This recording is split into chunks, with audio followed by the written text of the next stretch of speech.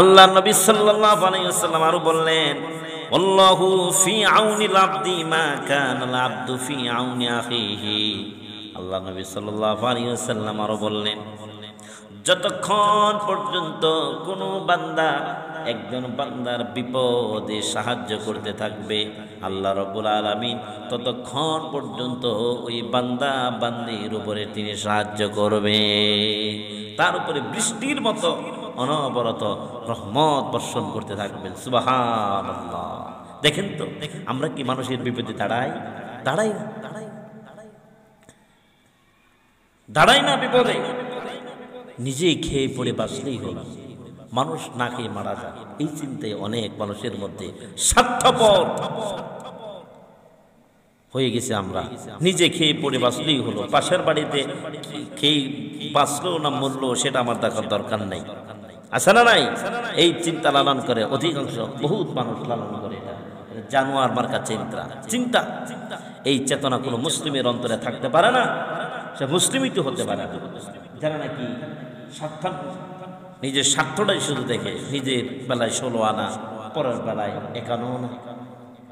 এই চিন্তা তো মুসলমানদের মধ্যে থাকার কথা না। মুসলমানদের মধ্যে থাকবে সহানুভূতি, ভ্রাতৃত্ব, মহব্বত, সৌহার্দ্য। মানুষের মধ্যে একজন মুসলমানের মধ্যে, ইমানদারের মধ্যে থাকবে সহমর্মিতা, কল্যাণকামিতা। যত ভালো গুণ আছে সমস্ত গুণ একজন মুসলমানের মধ্যে জমায়েত হবে, একত্র হবে।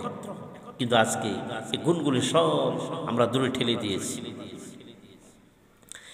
এরপরে দেখেন আল্লাহ নবী সাল্লাল্লাহু আলাইহি ওয়াসাল্লাম আরো বলেন, লাইসাল মুমিনু আল্লাযী ইয়াশবাউ ওয়া জারুহু জাইউন ইলা জামবিহি। সুবহানাল্লাহ।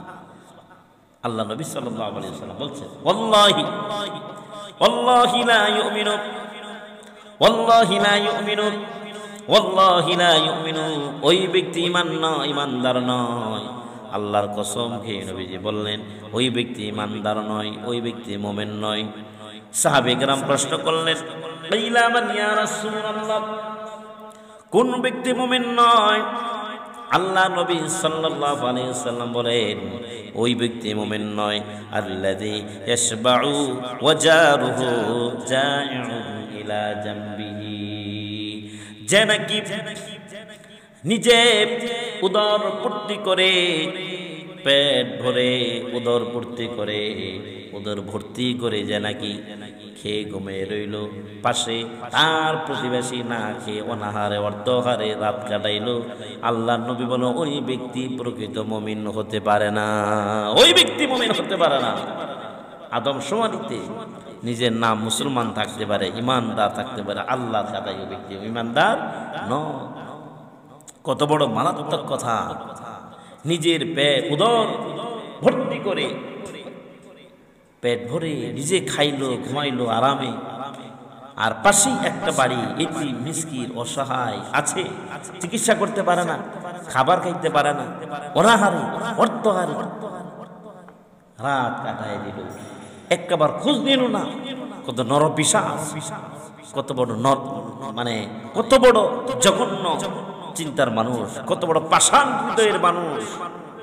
একজন বিপদে একজন মানুষের পাশেই দাঁড়ায় না, তার ভিতরে মায়া, মমতা, প্রেম, ভালোবাসা, ভক্তি, শ্রদ্ধা তো কিছুই নাই তার মধ্যে। কি জঘন্য মানসিকতা সে লালন করে। আস্তাগফিরুল্লাহল আযীম। এই জন্য ভাইরা আমার, আপনার প্রতিবেশী যারা আছে এদেরকে দেখাশোনা করা আপনার উপর ইমানি দায়িত্ব, এটা মুসলমানের কাজ। আল্লাহ নবী সাল্লাল্লাহু আলাইহি ওয়াসাল্লামের ঘরে যখন কোনো ভালো কোনো তরকারি রান্না হতো, খাবার রান্না হতো, হযরতে আম্মা জান খাদিজা রাদিয়াল্লাহু তাআলা, আম্মা জান আয়েশা সিদ্দিকা রাদিয়াল্লাহু তাআলা কে বললেন, আয়েশা রে, যদি কোনো ভালো খাবার রান্না করো একটু বাড়ায় রান্না করিও, আর তরকারির মধ্যে একটু ঝোলটা তুমি বাড়ায়া দিও। আম্মা জান রান্না এভাবে করতেন। তারপরে রান্না শেষ করার পর হযরতে নবীজি সাল্লাল্লাহু আলাইহি ওয়াসাল্লাম যখন বাড়িতে প্রবেশ করলেন, রাষ্ট্রীয় কাজ সম্পন্ন করে যখন নাকি ঘরের মধ্যে প্রবেশ করতেন, তারপরে সেখান থেকে কিছু তরকারি খাবার রান্না থেকে নিয়া বাটির মধ্যে প্লেটের মধ্যে করে নিয়া আল্লাহ নবী অনেক দূরে চলে যেতেন। কোথায় খাদিজার বান্ধবী আছে তাদের কাছে তিনি খাবার পৌঁছাইয়া দিতে। সুবহানাল্লাহ। ঘুরে ঘুরে দেখতেন পাশে কারা অনাহারি আছে, অর্থহারি আছে। ভাইরা আমার, এটাই ইসলাম। কিন্তু আজকে আমরা মুসলমানদের বিপদে আমরা দাঁড়াইতে পারি না। আর যারা দাঁড়ায় তারা চিন্তা করে, আমি যদি তাকে সাহায্য করি, আমি যদি কোনোদিন বিপদে পড়ি, সেও আমাকে বিপদে সাহায্য করবে। নাউযুবিল্লাহ। এই চিন্তা চেতনা নিয়ে দান করা যাবে না, সাহায্য সহযোগিতা করা যাবে না। কারণ তাকে আমি সাহায্য করবো কার জন্য? আল্লাহর জন্য। না, লা নুরিদু মিনকুম জাযাআ ওয়ালা শুকুরা। তার কাছে কোনো প্রতিদান চাওয়া যাবে না। প্রতিদানের তার কাছে মানুষকে দান করলে, মানুষকে যদি দান করে, মানুষের কাছে কোনো প্রতিদান চাওয়া যাবে না। প্রতিদান চাইতে হবে কার কাছে? আল্লাহর কাছে চাইতে হবে। আল্লাহ দিবেন। কোনো মানুষের ক্ষতি করতে পারে না, কোনো মানুষের উপকার করতে পারে না আল্লাহ যদি না চাই। আল্লাহ তাআলা বলেন, ওয়া ইয়ামসাসকাল্লাহু বিদুররিন ফালা কাশিফা লাহু ইল্লা হু ওয়া ইয়ুরিদকা বিখাইরিন ফালা রাদ্দা লিফাদলি। মানুষের উপকার করতে পারে না আল্লাহ যদি না চায়। এই জন্য ভাইরা, এরপরে আল্লাহর হাবিব সাল্লাল্লাহু আলাইহি ওয়াসাল্লাম কত জায়গায় কত কথা বলেছেন। আইয়ুল ইসলামি খায়র। আল্লাহ নবী সাল্লাল্লাহু আলাইহি ওয়াসাল্লাম বলছেন, ইসলামের মধ্যে সর্বোত্তম কাজ কোনটি? ইয়া রাসূলুল্লাহ। আল্লাহর হাবিব সাল্লাল্লাহু আলাইহি ওয়াসাল্লাম বলছেন, তুতঈমুত তাআম। মানুষকে খাবার খাওয়াও। মানুষকে কি খাওয়াও?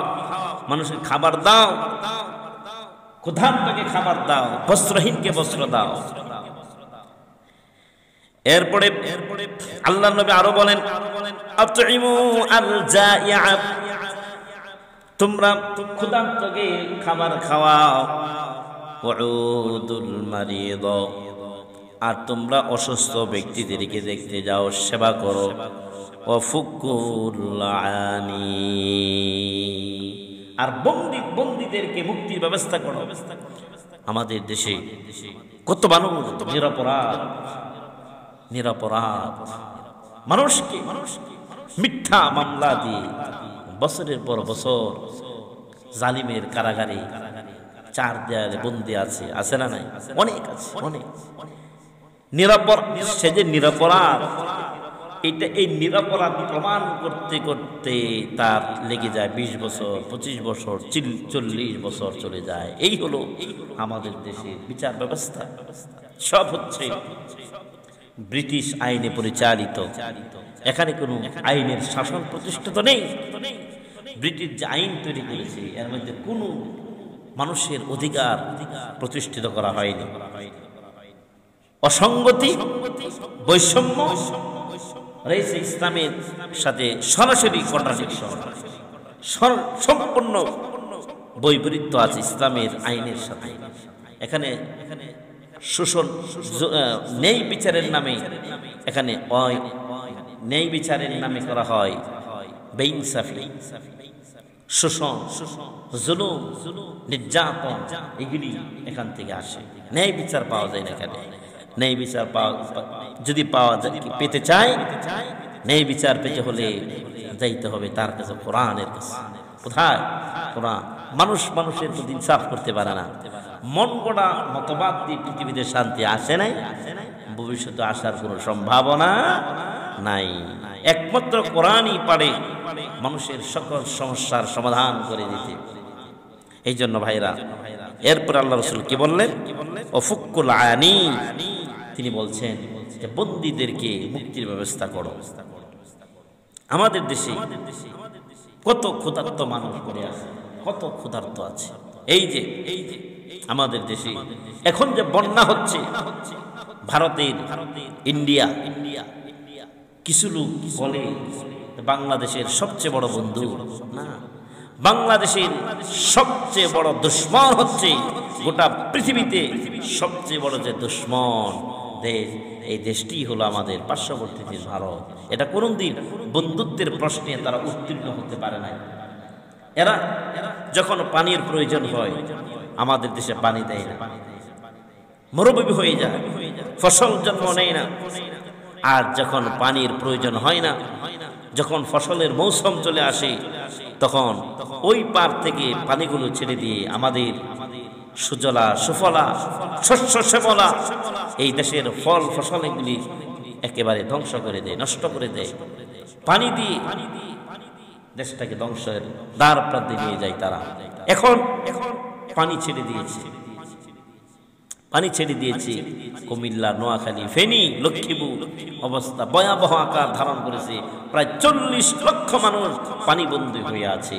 ভাইরা আমার, কিছুদিন 2022 সালে সিলেট সুনামগঞ্জ এলাকা পানিবন্দী হয়ে গিয়েছিল। আমরা সাহায্যের হাত বাড়িয়েছিলাম। আলহামদুলিল্লাহ, আলহামদুলিল্লাহ। এদেশের আলেম উলামা, ইসলামী যে সংগঠনগুলো আছে, তারা কোমর বেঁধে মানবতার কাজে সেবায় নিয়োজিত ছিলেন। আলহামদুলিল্লাহ। এবারও লক্ষ্মীপুর, ফেনী, কুমিল্লা যে বন্যা হয়েছে, এই বন্যার মধ্যেও ওলামে কারাম, ইসলামপন্থীরা, ইসলামী শিক্ষাবিদ, ইসলামী রাজনীতিবিদ, অর্থনীতিবিদ যারা, তারা ঝাঁপিয়ে পড়েছেন। আলহামদুলিল্লাহ। দেশপ্রেমিক তাওহীদপন্থী জনতা তারা ঝাঁপিয়ে পড়েছেন আত্মমানবতার সেবায়। এখানে আমাদেরকেও ঝাঁপিয়ে পড়তে হবে মানবতার সেবায়। আল্লাহ রাসূল বলছেন, খায়রুন নাস আনফাউহুম লিন-নাস, মানুষের মধ্যে সবচেয়ে উত্তম মানুষ হলো তারা যারা নাকি মানুষের সেবা করে, আত্মমানবতার সেবায় নিয়োজিত হয়ে যায়। যদি মানুষের উপকার করলেন, 2 রাকাত নামাজ নফল নামাজের চাইতেও আপনার অসহায় মানুষের পাশে দাঁড়ানো অনেক নেকি, অনেক নেকি। তো ভাইরা আমার, আল্লাহ রাসূল সাল্লাল্লাহু আলাইহি ওয়াসাল্লাম আরো বলেন, ইরহামু মান ফিল আরদি ইয়ারহামুকুম মান ফিস সামা। আল্লাহ রাসূল সাল্লাল্লাহু আলাইহি ওয়াসাল্লাম বলেন, তোমরা জমিনবাসীদের উপর তোমরা দয়া করো, জমিনবাসীর উপরে তোমরা দয়া করো, তাহলে ইয়ারহামুকুম মান ফিস সামা, আসমানওয়ালা এই জমিনবাসীদের উপরে দয়া করবে। সুবহানাল্লাহ। আল্লাহর পরিবার, আল খালক ইয়ারুল্লাহ, পরিবারকে সাহায্য করতে হবে, সহযোগিতা করতে হবে। আল্লাহ আমাদেরকে সহযোগিতা করবেন। আমি যদি কার উপর দয়া করি, আল্লাহ আমার উপর দয়া করবেন। আমি যদি কার উপরে দয়া না করি, আল্লাহ আমার উপরে দয়া করবেন না।